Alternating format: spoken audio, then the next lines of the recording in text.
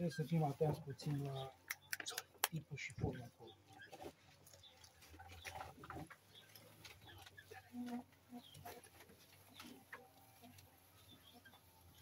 Știu că dacă nu se ridică, Majoritatea dintre crescătorii uriași sunt care nu cunosc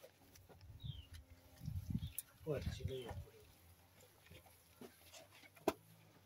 adică, respectiv, cap, urechi, gât, omoflat, reabăn, linia spatelui sau spatele, șale, crupă încrucișată, membrele din spate, din față și pieptul.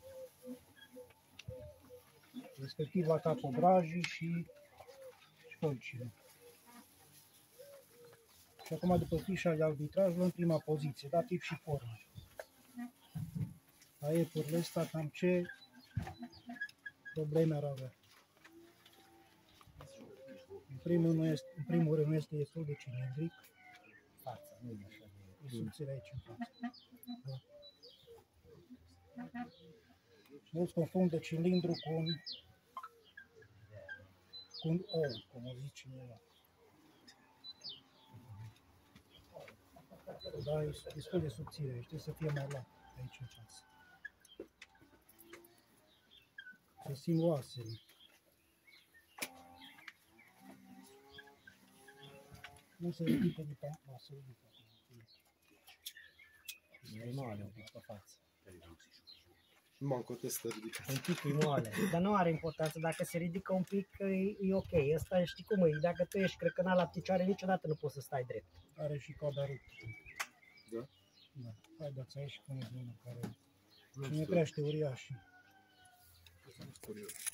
Da, mă, e ciudată. Bun. Aici. O să o avut. Asta n-am știut. Habar la nouă. Hai, trage aici.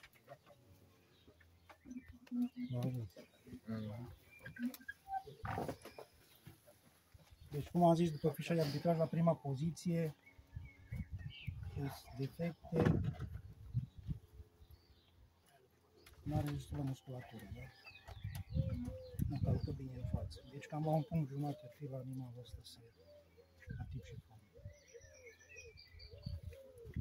Luci, te rog frumos, la greșelile care le vezi la iepuri, deci la defecte, explică cam nu aproximativ, câte puncte se scade pentru greșeala respectivă. Dar iară e discutabil.